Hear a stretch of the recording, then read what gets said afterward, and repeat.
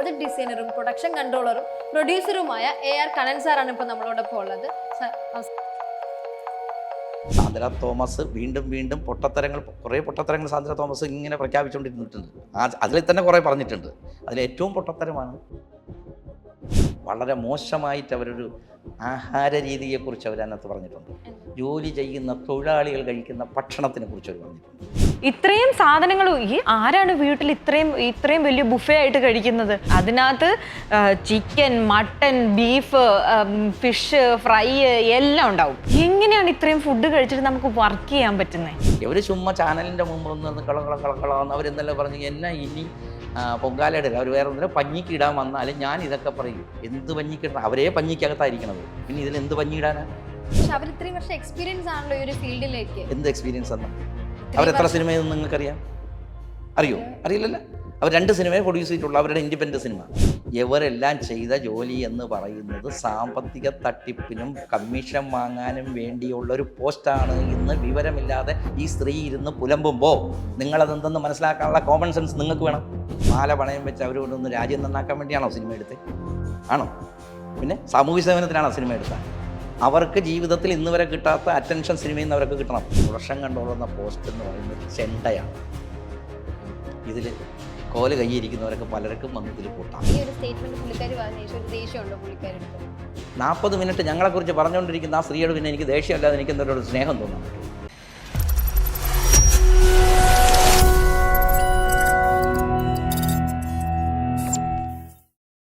Hi, ഞാൻ അശ്വതി. സെല്ലുലോഡിലെ പുതിയ എപ്പിസോഡിൽ എല്ലാവർക്കും സ്വാഗതം. ഇന്ന് നമ്മളോടൊപ്പം ഉള്ളത് പ്രോജക്ട് ഡിസൈനറും പ്രൊഡക്ഷൻ കൺട്രോളറും പ്രൊഡ്യൂസറുമായ AR കണ്ണൻ സാറാണ് ഇപ്പോൾ നമ്മളോടൊപ്പം ഉള്ളത്. സാർ നമസ്കാരം. നമസ്കാരം. എന്തൊക്കെയുണ്ട് വിശേഷങ്ങൾ? നല്ല വിശേഷങ്ങളാണ്. ഇപ്പോൾ സിനിമാ ലോകത്ത് വലിയ വലിയ വിശേഷങ്ങൾ നടന്നുകൊണ്ടിരിക്കുകയാണല്ലോ. അതെ അതെ. എത്ര സിനിമ ചെയ്തിട്ടുണ്ടായിരുന്നു? ഞാനൊരു കൃത്യമായ എണ്ണം എന്തായാലും ഒരു 60 മേളിൽ സിനിമ ചെയ്തിട്ടുണ്ട്. എപ്പോഴാണ് ഈ ഒരു ഫീൽഡിലേക്ക് വന്നത്? ഞാൻ ഫീൽഡിലേക്ക് വരുന്നത് 1986 ഫിലിം റെപ്രസെൻറ്റേറ്റീവ് ആയിട്ടാണ് വരുന്നത്. വി രാജൻ സാറിൻ്റെ ഗിരീഷ് പിക്ചേഴ്സിൻ്റെ കമ്പനിയിൽ ഞാൻ ഫിലിം റെപ്രസെൻറ്റേറ്റീവ് ആയിട്ടാണ് വരുന്നത്. അങ്ങനെയാണ് എൻ്റെ സിനിമയിലെ തുടക്കം. ആദ്യ സിനിമ അങ്ങനെ എന്തെങ്കിലും ഓർമ്മയുണ്ടോ? ആദ്യ സിനിമ ഓർമ്മയില്ലാതിരിക്കാൻ ഞാൻ ഇതൊന്നും അല്ലല്ലോ. അതായത് ആദ്യ സിനിമ എന്ന് പറയുന്നത് ഞാൻ തിയേറ്ററിൽ, അത് എപ്പോഴും ഓർമ്മിക്കുന്നൊരു സിനിമ. ഞാൻ തിയേറ്ററിൽ ആദ്യമായി വെമ്പായം എന്ന് പറഞ്ഞാൽ തിരുവനന്തപുരം ജില്ലയിലെ വെമ്പായം ശ്രീകൃഷ്ണ തിയേറ്ററിൽ ഞാൻ ജീവിതം എന്ന് പറയുന്ന മധുസാർ നായകനായിട്ട് അഭിനയിച്ച സിനിമയുടെ പ്രിൻ്റ് ഓവർബ്രിഡ്ജ് സാരഥി സാറിൻ്റെ ഓഫീസിൽ നിന്ന് തോളിൽ ചുമന്ന് ബസ്സിൽ കയറ്റി DCR ബുക്ക് ആദ്യമായി വാങ്ങി ഒരു തിയേറ്ററിൽ മാറ്റിനി ഷോ അറ്റൻഡ് ചെയ്ത് തുടങ്ങുന്ന ഒരു സിനിമ ലൈഫാണ് എൻ്റെ ലൈഫ്. അത് കഴിഞ്ഞിട്ട് പിന്നെ നമ്മൾ ഈ പ്രൊഡക്ഷൻ ഫീൽഡിലേക്കാണ്. അത് കഴിഞ്ഞ് കുറേ കഴിഞ്ഞിട്ട് ഒരു ബ്രേക്ക് എടുത്തു ജീവിതത്തിൻ്റെ വേറെ കുറേ ഇതൊക്കെ ശേഷം 93 ആദ്യത്തെ കൺമണി എന്ന രാജസേനൻ്റെ സൂപ്പർ ഹിറ്റ് സിനിമ, KP കൊട്ടാരക്കര സാറാണ് അതിൻ്റെ പ്രൊഡ്യൂസർ. അതിലാണ് ഞാൻ ഗിരീഷ് വൈക്കം എന്ന ഇന്നത്തെ നിർമ്മാതാവും കൂടിയായ പ്രൊഡക്ഷൻ കൺട്രോളറുടെ മൂന്നാമത്തെ മാനേജരായിട്ട് ഞാൻ സിനിമയിൽ പ്രൊഡക്ഷൻ മേഖലയിലേക്ക് വരുന്നത്. ഒത്തിരി ചർച്ചകൾ സോഷ്യൽ മീഡിയ നടക്കുന്നത് ഈ സാന്ദ്ര തോമസ് എന്ന് പറയുന്ന പ്രൊഡ്യൂസർ, പുള്ളിക്കാരി പറയാ പ്രൊഡക്ഷൻ കൺട്രോളറിന്റെ ഒരു ആവശ്യം സിനിമയിലേക്ക് ഇല്ല എന്ന് പറഞ്ഞിട്ടുണ്ടായിരുന്നു. അതെ. അപ്പൊ അതിനെപ്പറ്റി എന്താണ് ഇപ്പൊ പറയാനുള്ളത്? അതിനെക്കുറിച്ച് ഞാൻ 2-3 ചാനലിൽ ഞാൻ അഭിപ്രായം പറഞ്ഞിട്ടുണ്ട്. അതിൽ ഞാൻ പറഞ്ഞത്, ശരിക്ക് എൻ്റെ അറിവ് ശരിയാണെങ്കിൽ സാന്ദ്ര തോമസ് ഇൻഡിപെൻഡൻ്റായിട്ട് ഒരു സിനിമയാണ് പ്രൊഡ്യൂസ് ചെയ്തിരിക്കുന്നത്. എൻ്റെ അറിവ് അങ്ങനെയാണ്. ഇനി ഇല്ലെങ്കിൽ ഒരു സിനിമ കൂടെ നമുക്ക് പറയാം, 2 സിനിമയെന്ന് വെച്ചോളൂ. അതിന് മുമ്പോട്ട് സിനിമ ചെയ്തത് സാന്ദ്രയുടെ അച്ഛനാണ് തോമസ്. പുള്ളിക്ക് സിനിമയായിട്ട് നല്ല ബന്ധമുണ്ടായിരുന്നു. അപ്പോൾ അതിൽ ഒരുപക്ഷെ മകളെന്ന രീതിയിൽ സാന്ദ്രയുടെ ഇൻവോൾവ്മെൻറ്റ് ഉണ്ടാവുമായിരിക്കണം. മാത്രമല്ല സാന്ദ്ര അഭിനയിക്കുന്നുണ്ടായിരുന്നു കുട്ടിക്കാലം മുതൽ. സിനിമ ഭദ്രസാറിൻ്റെ ഒളിമ്പ്യൻ അന്തോണിയാദത്തിലൊക്കെ അഭിനയിച്ച ഒരു ആർട്ടിസ്റ്റും കൂടിയാണ്. അത് കഴിഞ്ഞ് ഇവർ വിജയ് ബാബു എന്ന് പറയുന്ന മലയാള സിനിമയിലെ ഒരു നിർമ്മാതാവുണ്ട്, അതിൻ്റെ കമ്പനിയിൽ ഇവർ പാർട്ണറായിരുന്നു. അവിടെയാണ് വലിയ സിനിമകൾ എന്ന് അവർ വിശേഷിപ്പിക്കുന്ന പെരിച്ചാഴിയും മങ്കിപ്പെണ്ണും പറയുന്ന സിനിമകളൊക്കെ നടന്നത് ആ പ്രൊഡക്ഷൻ കമ്പനി. അതിൽ വിജയ് ബാബു എന്ന് പറയുന്ന ആ വ്യക്തിക്ക് സിനിമയെ അറിയാം, സിനിമയുടെ കച്ചവടം അറിയാം, സിനിമയുടെ പ്രൊഡക്ഷൻ അറിയാം. അതിനകത്ത് അഭിനയിക്കുന്ന ആൾ പുള്ളി ഒരു ആർട്ടിസ്റ്റും കൂടിയാണ്. അപ്പം അതിനകത്ത് സാന്ദ്ര തോമസിൻ്റെ ഒരു കോൺട്രിബ്യൂഷനൊന്നും അവിടെ ആവശ്യമില്ല ആ സിനിമ തീർക്കുന്നതിന്. അതാണ് ഞാൻ അവരെക്കുറിച്ച് അറിഞ്ഞിട്ടുള്ളത്. പിന്നെ അതിനുശേഷം അവർ അഭിനയിച്ചു, ഒരു സിനിമയിലൊക്കെ അഭിനയിച്ചു. ഇപ്പോൾ ഈ ഒരു വിഷയം വരാൻ കാരണം എനിക്ക് തോന്നുന്നു ഒരു 12 ദിവസത്തിന് മുമ്പ് അവർ പോപ്കോൺ എന്തോ ഒരു പറയുന്ന ഒരു ചാനലിൽ ഒരു 40 മിനിറ്റിൻ്റെ ഒരു ഇൻ്റർവ്യൂ അവർ കൊടുത്തിട്ടുണ്ട്. 40 മിനിറ്റിൽ ഒരു പകുതി അവരുടെ കുടുംബകാര്യവും കുട്ടികളുടെ കാര്യവും ഒക്കെയാണ്. അത് ഓക്കെ, ഇതൊക്കെ അവരുടെ ആവശ്യം.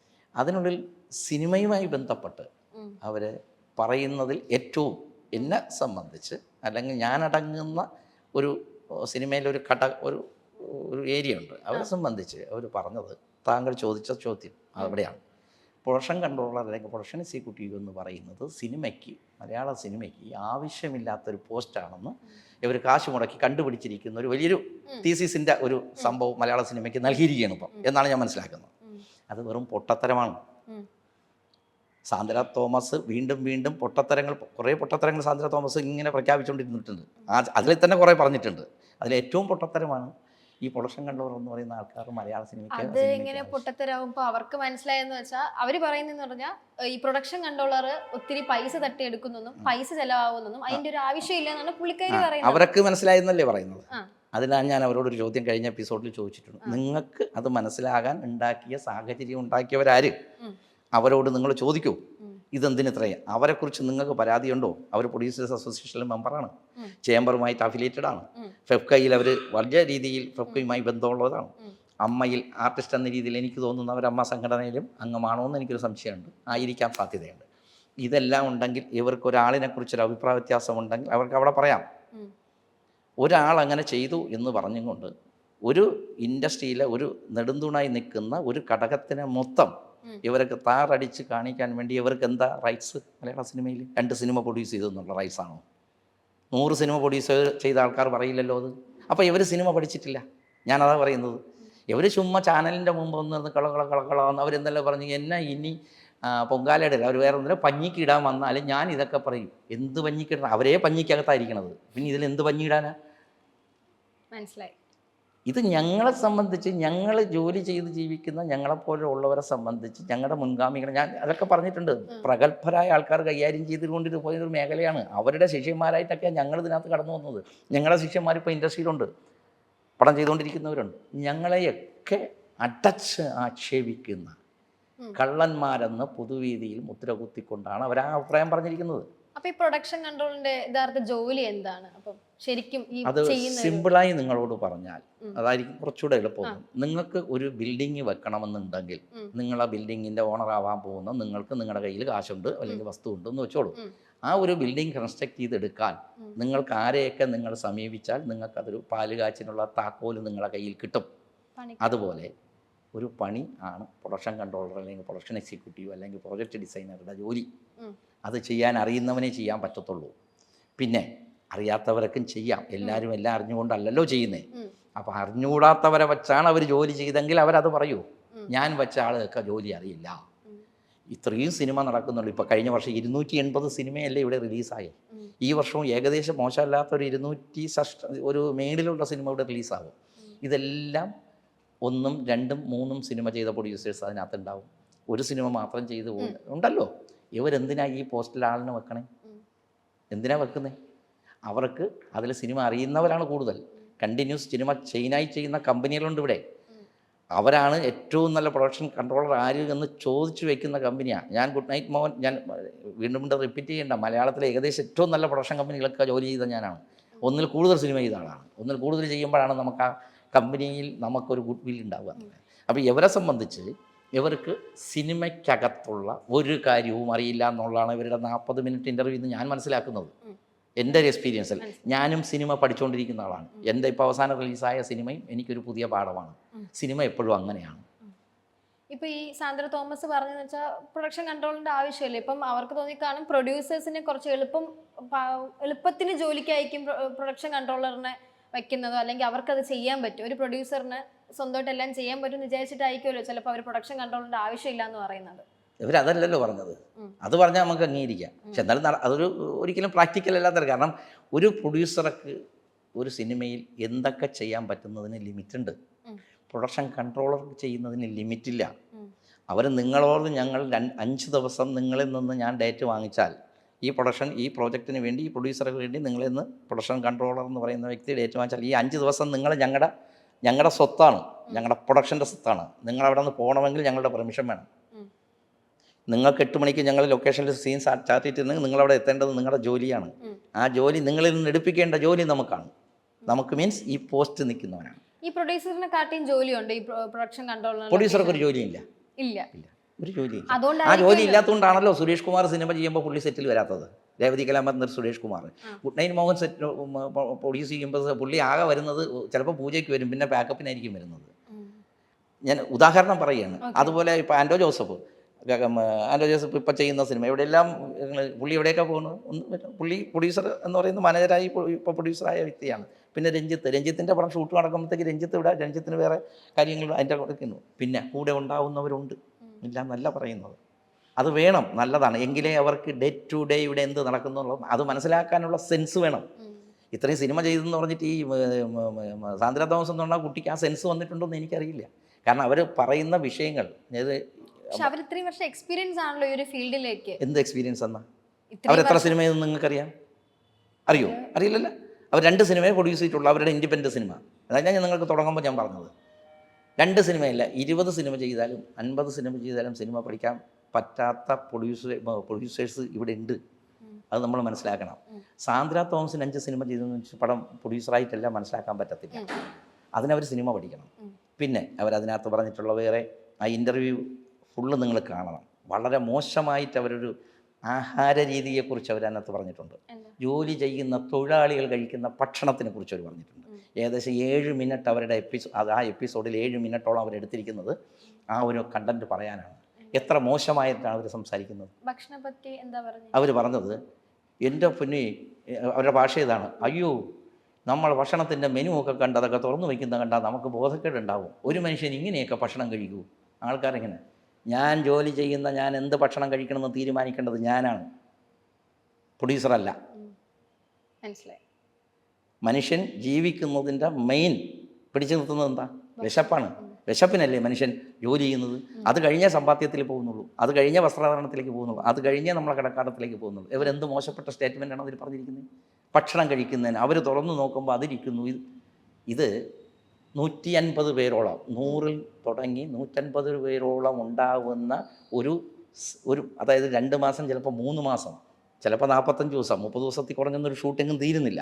ഇതിനെ നമ്മളിങ്ങനെ കൊണ്ടുപോവുകയാണ്. ഇത് എന്തിനാ? നമ്മൾ കൺഫേം ചെയ്തിരിക്കുന്ന ഒരു സബ്ജക്റ്റ്, അതിന് വേണ്ടുന്ന അറ്റ്മോസ്ഫിയർ, അതിന് വേണ്ടുന്ന ടെക്നീഷ്യൻസ്, അതിന് വേണ്ടുന്ന ഓരോ സീൻ ബൈ സീൻ ഫില്ല് ചെയ്യേണ്ട സാധനങ്ങളുണ്ട് ഇതിനകത്ത്.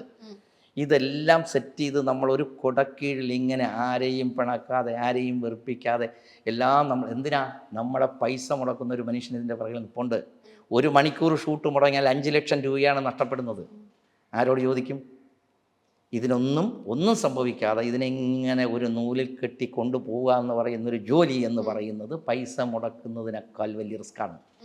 ആ റിസ്ക് ഏറ്റെടുത്ത് പ്രൂവ് ചെയ്തവരാണ് ഞങ്ങളൊക്കെ. ഞങ്ങളെക്കുറിച്ചാണ് അവരിത് പറയുന്നത്.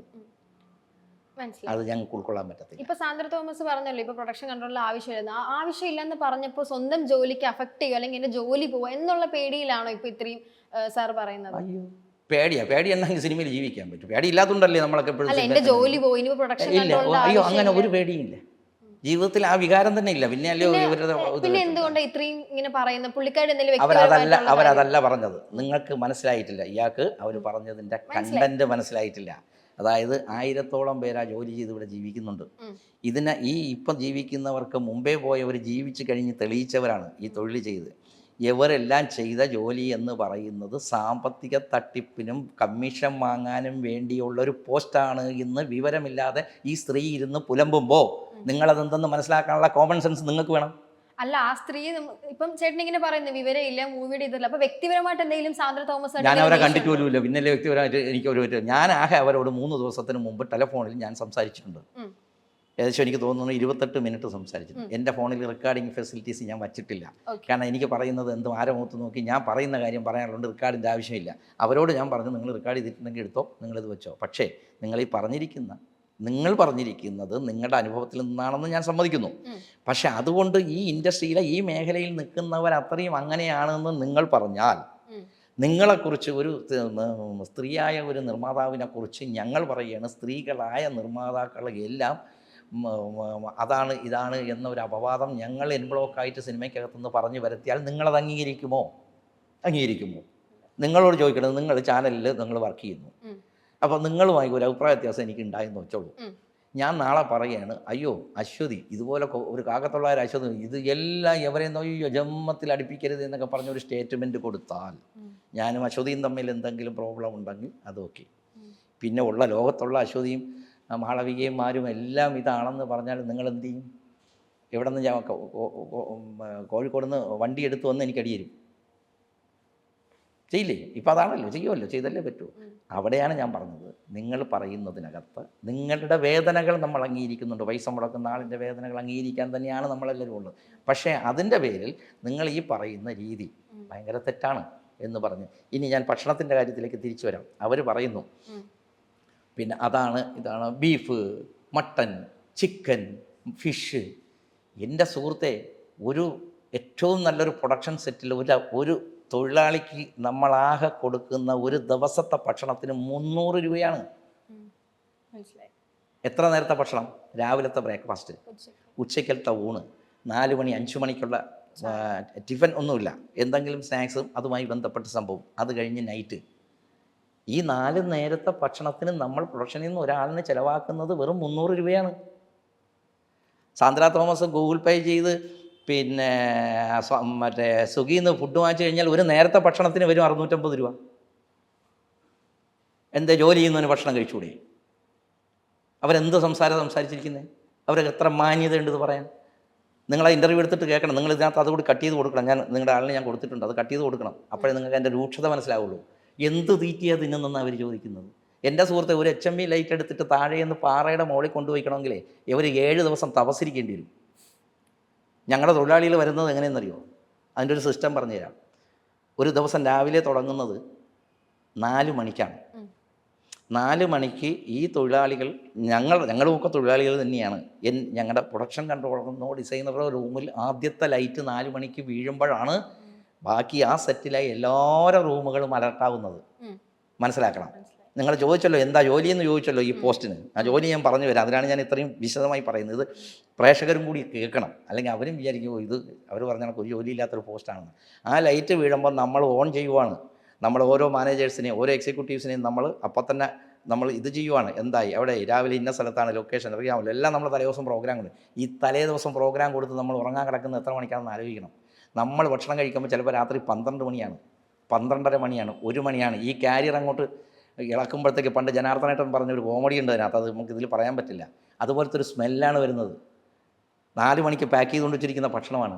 നമുക്ക് ചിലപ്പോൾ കഴിക്കാൻ മനസ്സ് വരും, ചിലപ്പോൾ കഴിച്ചെന്ന് വരും, കഴിച്ചില്ലെന്ന് വരും. അത് നമ്മളെന്താ ആരോടും പരാതിയില്ല. കഴിക്കാൻ പറ്റില്ലെങ്കിൽ അതെടുത്ത് അടച്ചങ്ങോട്ട് വെളിയിലോട്ട് വയ്ക്കും. നമ്മൾ കിടന്ന് ഉറങ്ങുകയാണ്. 4 മണിക്ക് അലാറം വയ്ക്കും, 4:30 മണിക്ക് അലാറം വയ്ക്കും, നമ്മൾ എഴുന്നേൽക്കുകയാണ്. ഇതേ റൗണ്ടാണ് നമ്മൾ അടുത്ത് രാത്രി 12 മണി വരെ ചെയ്യുന്നത്.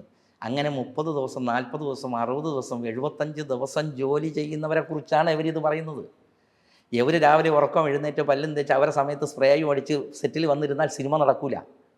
കാശുള്ളവർ ഇഷ്ടം പോലെ ഉണ്ട്. ഇഷ്ടം പോലെ കാശുള്ളവരുണ്ടോ എന്ന് ചോദിച്ചാൽ സിനിമ എടുക്കാൻ പറ്റുമോ? പറ്റില്ലല്ലോ. എങ്കിൽ പിന്നെ എല്ലാവരും സിനിമ പ്രൊഡ്യൂസർ ആവില്ലായിരുന്നോ? ഇപ്പം പുള്ളിക്കാരി പറഞ്ഞിട്ടുണ്ടായിരുന്നു, പുള്ളിക്കാരി ഈ 2 സിനിമ എടുത്തിട്ടുള്ളെങ്കിലും പുള്ളിക്കാരി അത്രയും കഷ്ടപ്പെട്ട് മാല എന്തോ പണയം വിറ്റിട്ട് എന്തോ ആണ് സിനിമ എടുത്തേന്ന് പറഞ്ഞു. അപ്പം അവര് അത്രയും ബുദ്ധിമുട്ടിയാണ് ആ സിനിമ എടുത്തില്ലെങ്കിൽ ആ സാമ്പത്തികം ഉണ്ടെങ്കിൽ ഇത്തിരി സിനിമ എടുക്കുമല്ലോ. മാല പണയം വെച്ച് അവർ കൊണ്ടൊന്ന് രാജ്യം നന്നാക്കാൻ വേണ്ടിയാണോ സിനിമ എടുത്തത്? ആണോ? പിന്നെ സാമൂഹ്യ സേവനത്തിനാണോ സിനിമ എടുത്തത്? അവർക്ക് ജീവിതത്തിൽ ഇന്ന് വരെ കിട്ടാത്ത അറ്റൻഷൻ സിനിമയിൽ നിന്ന് അവർക്ക് കിട്ടണോ? അവരുടെ എഫേർട്ടാണ് അവരുടെ എഫർട്ടിന് ഇൻവെസ്റ്റ്മെന്റ് ഉണ്ട്. ഞങ്ങളെ പോസ്റ്റിലുള്ളവരുടെ എഫർട്ടിൻ്റെ ഇൻവെസ്റ്റ്മെൻറ്റാണ് അവർ നമുക്ക് തരുന്ന പ്രതിഫലം. ഇതാണ് ഞാൻ നിങ്ങളോട് പറഞ്ഞു വന്നത്. അവർ ഇൻവെസ്റ്റ് ചെയ്യുന്നതിൻ്റെ എഫർട്ടിൻ്റെ റിട്ടേൺസ് അവർക്ക് കിട്ടുന്നത് ഗ്ലാമറിലൂടെ കിട്ടും, അറ്റൻഷൻ കിട്ടും. എവിടെ ചെന്നാലും സിനിമ പ്രൊഡ്യൂസർ എന്ന് പറയുന്ന വിലയുണ്ട്. അതിനാണ് അവർ പൈസ മുടക്കുന്നത്. അല്ല അതിൽ നിന്ന് ലാഭം കിട്ടിയിട്ടെടുത്ത് മറ്റേ സത്യസായി ഫണ്ടിലേക്ക് കൊണ്ട് കൊടുക്കാനൊന്നും അല്ലല്ലോ. സിനിമയെ പറ്റി ഒന്നും അറിയത്തില്ല എന്ന് പറഞ്ഞല്ലോ. അത് ആരല്ലല്ലോ, അവർക്കെല്ലാം അറിയാമെന്നല്ലേ അവർ പറയുന്നേ. അവർക്ക് സിനിമയെ പറ്റി അറിഞ്ഞൂടാന്ന് പറഞ്ഞിട്ട് അവരിത് പറയുന്നെങ്കിൽ ഓക്കെ, അവർ പറയുന്നത് എനിക്ക് അറിയാമല്ലോ. പറഞ്ഞു അറിയാം, അതുകൊണ്ടാണല്ലോ പുള്ളിക്കാരി ഇത്ര എഫർട്ട് 2 സിനിമ എടുത്ത്. 2 സിനിമയായാലും സിനിമ എടുത്തല്ലോ. ഒരു സിനിമ എടുത്താലും ഞാൻ ഒരു സിനിമ എടുത്തിട്ടുള്ളൂ, പക്ഷെ ഒരു സിനിമ എടുത്തല്ലോ. അത് തന്നെ പറയുന്നത്. ഞാനും നിങ്ങൾ പറഞ്ഞ സ്വർണ്ണമല്ല, ഞാനും നേരത്തെ പറഞ്ഞിട്ടുണ്ട്, എൻ്റെ വീടിൻ്റെ ആധാരം കൊണ്ടുവച്ച സിനിമ ലോൺ എടുത്തിട്ട് സിനിമ എടുത്തവനാണ് ഞാൻ. ഇത്രയും എക്സ്പീരിയൻസ് ഉണ്ടെങ്കിലും അതെന്തുകൊണ്ടാണ്? അത് സിനിമയോടുള്ള നമ്മുടെ പാഷനാണ്. അതിൽ നിന്ന് ചിലപ്പോൾ നമുക്ക് ലാഭം കിട്ടുമെന്ന് പ്രതീക്ഷിച്ച് തന്നെയല്ലേ നമ്മൾ ചെയ്യുന്നത്. അതാ ഞാൻ പറഞ്ഞത്, മെഴുതിരി കച്ചവടത്തിന് നല്ലല്ലോ പ്രൊഡ്യൂസർമാർ കൊണ്ടുവന്ന് പൈസ മുടക്കുന്നത്, ഈ സാന്ദ്ര ഉൾപ്പെടെ. പിന്നെ എന്തിനാ അവരവർ ജോലി ചെയ്യുന്ന ഒരു വിഭാഗത്തിനെ ഇവരിങ്ങനെ അവർ കഴിക്കുന്ന ഭക്ഷണത്തിനെ കുറിച്ച്. അപ്പം ഞാൻ പറഞ്ഞു വന്നത് ഭക്ഷണത്തിൻ്റെ കാര്യമാണ്. അതാണ് നിങ്ങൾ ആദ്യം മനസ്സിലാക്കുക. നിങ്ങൾക്ക് അതിനെക്കുറിച്ചൊരു സീരിയസ്നെസ് മനസ്സിലാകാത്തത് തന്നെ നിങ്ങൾ അങ്ങനെ ഒരു തൊഴിൽ ചെയ്ത് ജീവിച്ചിട്ടില്ല, അതുകൊണ്ടാണ്. അപ്പോൾ തൊഴിൽ ചെയ്ത് ജീവിക്കുന്നവൻ്റെ പെയിനാണ് ഞാൻ പറയുന്നത്. അപ്പോൾ രാത്രിയും ഈ സമയത്ത് അവന് വെള്ളം കുടിക്കണം, അവന് തണുത്ത വെള്ളം കുടിക്കണം, അവന് ചൂടുവെള്ളം കുടിക്കണം, അവന് ഭക്ഷണം കഴിക്കണം, ഉച്ചയ്ക്ക് 1 മണിക്കൂർ റെസ്റ്റ് എടുക്കണം. ഇത് മനുഷ്യനല്ലേ, എണ്ണയിട്ട യന്ത്രം പോലെ സഞ്ചരിക്കുന്ന മനുഷ്യനല്ലേ. 24 മണിക്കൂറല്ലേ ഉള്ളൂ ഒരു ദിവസം. അപ്പോൾ രാത്രി 10 മണി കഴിഞ്ഞ് വെളുപ്പിന് 4 മണി വരെ എത്ര സമയമാണ് നമുക്ക് കിട്ടുന്നത്? 11, 12, 1, 2, 3, 5 മണിക്കൂർ, പരമാവധി 6 മണിക്കൂറാണ് അവർക്കൊരു റെസ്റ്റ് എന്ന് പറഞ്ഞ് കിട്ടുന്നത്. മനസ്സിലായില്ലേ? അപ്പോൾ ഈ 24 മണിക്കൂറിൽ 6 മണിക്കൂർ കഴിഞ്ഞ് ബാക്കിയുള്ള സമയം നമ്മൾ ജോലി ചെയ്യുമ്പം നമുക്ക് ആവശ്യമുള്ള എല്ലാം പ്രൊഡക്ഷനിൽ നിന്ന് കിട്ടണം, കിട്ടിയേ പറ്റൂ. അല്ല ഞങ്ങളുടെ ശമ്പളത്തിൽ നിന്ന് എടുത്തിട്ട് അത് ചെയ്യാൻ പറ്റത്തില്ല, അത് കോൺട്രാക്റ്റാണ്. അത് സിനിമ ഉണ്ടായ കാലം മുതൽ അങ്ങനെ തന്നെയാണ് ചെയ്യുന്നത്. അപ്പോൾ പ്രൊഡക്ഷൻ കൺട്രോളിന് ഇതിനുള്ള ബെനിഫിറ്റുള്ള ക്യാഷ് കിട്ടുന്നുണ്ടല്ലോ. നിങ്ങൾ പ്രൊഡക്ഷൻ കൺട്രോളർ മാത്രമല്ല പറയാതെ, ഞാൻ പറയുന്നത് മൊത്തമാണ്. അവർ പറഞ്ഞ ഭക്ഷണം കഴിക്കുന്ന കാര്യമൊക്കെ പ്രൊഡക്ഷൻ കൺട്രോളർ വാരി കയറ്റുന്നു എന്നല്ല അവർ പറഞ്ഞേ. അവർ ഓരോരുത്തരെ കുറിച്ചും പറഞ്ഞത് പറയുന്നത് അവർ പറയുന്ന ഭാഷയിൽ എനിക്ക് പറയുന്നതിനകത്തൊരു ചെറിയൊരു ഒരു ഔചിത്യബോധമുണ്ട്. നമ്മൾ സമൂഹത്തിൽ നിൽക്കുന്നവരല്ലേ, അതുകൊണ്ടാണ് ഞാൻ അങ്ങനെ പറയാത്തത്. പിന്നെ എല്ലാവരും ഈ പറയുന്നതെല്ലാം അല്ല കഴിക്കുന്നത്. ഇയാൾക്ക് വയറിന് അസുഖം ഉണ്ടെങ്കിൽ ഇയാൾ ഫിഷ് കഴിക്കത്തില്ല, ഇയാൾ വെജിറ്റേറിയനെ കഴിക്കത്തുള്ളൂ. എനിക്ക് വയറിന് വലിയ കുഴപ്പമില്ലെങ്കിൽ ഞാൻ ബീഫ് കഴിക്കും, പക്ഷെ അവൻ എനിക്ക് ഇച്ചിരി ചിക്കൻ കഴിക്കുന്നത്. അപ്പോൾ അവർ ചോദിക്കും, പ്രൊഡക്ഷനിലെ പയ്യന്മാരോട് ചോദിക്കും, എൻ്റെ ആവശ്യത്തിന് ഇച്ചിരി മീൻകറി നാളത്തേക്ക് തരാൻ പറ്റുമെന്ന് ചോദിച്ചാൽ അവർ ഈ കൊടുക്കുന്ന 300 രൂപയിൽ നിന്നാണ് അവർ കൊടുക്കുന്നത്. അല്ല ഉടനെ അതിനൊരു പ്രത്യേക ബില്ല് 1500 രൂപ കൊടുക്കുകയല്ല ചെയ്യുന്നത്. അപ്പോൾ ആ 300 രൂപയ്ക്കകത്തുള്ള അതൊരു സ്ട്രക്ചറാണ്. ഇത് നമ്മുടെ ജോലിയുടെ കാര്യം എന്ന് പറഞ്ഞാൽ, നിങ്ങൾക്ക് നിങ്ങളുടെ എത്ര ഏജായെന്ന് എനിക്കറിയില്ല, പണ്ട് കോഴിക്കോട് പാമ്പ് വേലായുധൻ എന്നുള്ളൊരു വ്യക്തി ഉണ്ടാകും, കേട്ടിട്ടുണ്ടാവുമായിരിക്കും, എല്ലാവർക്കും അറിയാം. കേൾക്കണം. കണ്ണാടി കൂട്ടിനകത്ത് നീർക്കോലി മുതൽ മറ്റേ രാജവെമ്പാല വരെയുള്ള പാമ്പുകളെ ഇട്ടിട്ട് ജീവിച്ചൊരു മനുഷ്യനുണ്ട്. ഈ ഒരു മാനസികാവസ്ഥയിലാണ് സിനിമ തുടങ്ങിയാൽ ഞങ്ങളുടെ ജീവിതം ഈ സിനിമ തീരുന്നവരെ പോകുന്നത്. മീൻസ് പ്രൊഡക്ഷൻ കൺട്രോളറെന്നോ ഡിസൈനറെന്നോ മാനേജരെന്നോ എന്ത് പറഞ്ഞാലും അത്രയും പെയിൻഫുള്ളായിട്ടൊരു ലൈഫാണ് ഈ പടം തീരുന്നവരെ. ഇത് പെയിൻ ഉള്ളവർക്കാണ് കേട്ടോ, ഇല്ലാത്തവർ ഉണ്ടെന്ന് അവർ പറയുന്നുണ്ട്, അതെനിക്കറിയില്ല. ഞങ്ങളെ സംബന്ധിച്ചൊക്കെ അങ്ങനെയാണ്. ഞങ്ങളുടെ മുമ്പേ പോയ ഗുരുക്കന്മാരും അങ്ങനെയായിരുന്നു, അവരെ കണ്ടാണല്ലോ നമ്മളൊക്കെ പഠിച്ചത്. നമ്മുടെ കുറേ ശിഷ്യന്മാരും അത് തന്നെയാണ് ഫോളോ ചെയ്യുന്നത്. അപ്പോൾ അങ്ങനെയാണ് നമ്മൾ ഈ സിനിമയുടെ ഈ സിസ്റ്റത്തിന് നമ്മൾ കൊണ്ടുപോകുന്നത്. ആ കൊണ്ടുപോകുന്നവരെ കുറിച്ചാണ് അവരിത് പറഞ്ഞിരിക്കുന്നത്. ഇപ്പൊ സാറ് പറഞ്ഞ സാന്ദ്ര തോമസ് ഈ ഫുഡിന്റെ കാര്യം അഭിമുഖത്തിൽ പറഞ്ഞു എന്നല്ല, അത് തെളിവാണ്. അതേ അഭിമുഖത്തിൽ പുള്ളിക്കാരി പറഞ്ഞിട്ടുണ്ട്, ഷൂട്ടിംഗ് സെറ്റിൽ വെച്ചിട്ട് 8000 രൂപയ്ക്ക് ഒരു ദിവസം പാല് മേടിച്ചിട്ടുണ്ടെന്ന്. 8000 രൂപയാണ്. അപ്പൊ അതിന്റെ യാഥാർത്ഥ്യം എന്താണ്, ശരിയാണോ അത്? അതാ ഞാൻ പറഞ്ഞത്, സാന്ദ്രയ്ക്ക് എല്ലാം അറിയാമെന്ന് പറയുന്നു, പക്ഷെ സാന്ദ്രയ്ക്ക് ഒന്നും അറിഞ്ഞുകൂടാന്ന് ഞാൻ കഴിഞ്ഞ എപ്പിസോഡിൽ അവർ വീണ്ടും ആവർത്തിക്കുകയാണ്. നമുക്ക് പ്രൊഡക്ഷൻ ഒരു സിസ്റ്റമുണ്ട്. അപ്പോൾ നമ്മൾ 100 മുതൽ 120 പേര് വരെയൊക്കെ അടങ്ങുന്ന ഒരു പ്രൊഡക്ഷനിൽ ഒരു രാവിലത്തെ 5 മണിക്കുള്ള ബെഡ് കോഫി, ഇപ്പോൾ ബെഡ് കോഫി നിർത്തലാക്കിയിട്ടുണ്ട്, സെറ്റിൽ വന്നാൽ ആദ്യം കോഫി കൊടുക്കുന്നതാക്കി. അവിടെ മുതൽ രാത്രി ഇവിടുന്ന് പാക്കപ്പായി പോകുമ്പോൾ കുടിക്കുന്ന വെള്ളം വരെ, അതായത് ഫുഡ് വേറെയാണ്, ഇത് പ്രൊഡക്ഷൻ്റെ കാര്യമാണ്. അങ്ങനെ ഒരു ഇത് അതിനകത്തുണ്ട്. അതിൽ വരുന്നത് നമുക്ക് കഴിക്കേണ്ട ചായ, നമുക്കൊരു നാരങ്ങ വെള്ളം, നമുക്കതിനകത്ത് ഇപ്പോൾ ചില ആർട്ടിസ്റ്റുകൾ ഒക്കെ അവർക്ക് ജ്യൂസ് വേണം, കാരണം ലൈറ്റാണ്. HMI ഒക്കെ നമ്മൾ അപ്പുറത്തിരുന്നുകൊണ്ട് കാണും പോലെയല്ല. HMI ലൈറ്റൊക്കെ നമ്മുടെ മുഖത്തേക്ക് സ്ട്രൈറ്റായിട്ട് അടിച്ച് കഴിയുമ്പം അത് ആ ശരീരത്തിലുണ്ടാകുന്ന കുറേ ബുദ്ധിമുട്ടുകളുണ്ട്. നിങ്ങൾ മേക്കപ്പ് ഒക്കെ ഇട്ട് വന്നിരിക്കുമ്പോൾ ഉണ്ടാകുന്നത് പോലെ തന്നെ കുറേ കാര്യങ്ങൾ അതിനകത്ത് ആർട്ടിസ്റ്റുകളൊക്കെ കൊണ്ട് അവർക്ക് ദാഹിക്കും. പിന്നെ ടെക്നീഷ്യന്മാർ ഈ ലൈറ്റിൻ്റെ കീഴിൽ നിൽക്കുന്നവർക്ക് അവർക്ക് ചിലപ്പോൾ കരിക്ക് വെള്ളം വേണ്ടി വരും, അത് കൊടുക്കണം. ചിലപ്പോൾ ഒരു തണ്ണിമത്തം വേണ്ടി വരും എന്ന് പറഞ്ഞാൽ അത് കൊടുക്കണം. ചായ, കട്ടൻ ചായ മതി എന്ന് പറഞ്ഞാൽ അത് കൊടുക്കണം. അങ്ങനെ ഈ ഒരു സിസ്റ്റം അതിനകത്തുണ്ട്. അതിന് സാധാരണ ഞങ്ങൾ ഒരു 100 പേരെന്നൊക്കെ പറയുമ്പോൾ ഒരു ആവറേജ് കണക്കിടുന്നത് ഒരു ദിവസത്തേക്കൊരു 10,000 രൂപ വരെയൊക്കെയാണ്. ഇതെല്ലാം കൂടി അതിനകത്ത് അടങ്ങുന്നത്, ഭക്ഷണമല്ല, ബാക്കി ഇല്ല. എന്തിനാ നമ്മൾ കൈ തുടയ്ക്കുന്ന പേപ്പർ ഉൾപ്പെടെ എന്ന് പറയാം, അവിടുത്തെ പാത്രം, അതിൻ്റെ പാത്രം കഴുകാൻ വാങ്ങിക്കുന്ന വാഷിംഗ് സോപ്പ് ഉൾപ്പെടുന്ന ഒരു വലിയൊരു ഒരു കണക്കാണ്. അപ്പോൾ നമ്മൾ ഇത് സ്ക്രൂട്ടിനിയും ചെയ്യും. ഇപ്പം നിങ്ങൾ പ്രൊഡക്ഷൻ ഇൻചാർജ്, അതായത് ഫുഡിൻ്റെ ചാർജ്, ഫുഡ് മീൻസ് പ്രൊഡക്ഷനിലെ ഇൻചാർജ്, ഓരോന്നും ഓരോ പോസ്റ്റാണ്. അവിടെ നിങ്ങൾ വാങ്ങുന്ന ബില്ല്, നിങ്ങൾ വാങ്ങിക്കുന്ന ബില്ല് നിങ്ങൾ അപ്പം തന്നെ അല്ലെങ്കിൽ അന്ന് വൈകുന്നേരം നിങ്ങളുടെ ആ സെക്ഷൻ്റെ ചീഫിന് കൊടുക്കും. ചീഫ് ഇത് നോക്കും. നോക്കിയിട്ട് അയാളെ സംശയങ്ങൾ ആ വാങ്ങിയ ആളിനോട് ക്ലാരിഫൈ ചെയ്യും. എന്നിട്ട് പുള്ളി അതിനൊന്ന് സൈൻ ചെയ്യും. ഈ സൈൻ ചെയ്യുന്ന സാധനം നേരെ പ്രൊഡക്ഷൻ എക്സിക്യൂട്ടീവിൻ്റെ അടുത്ത് വരും. പുള്ളി നോക്കും.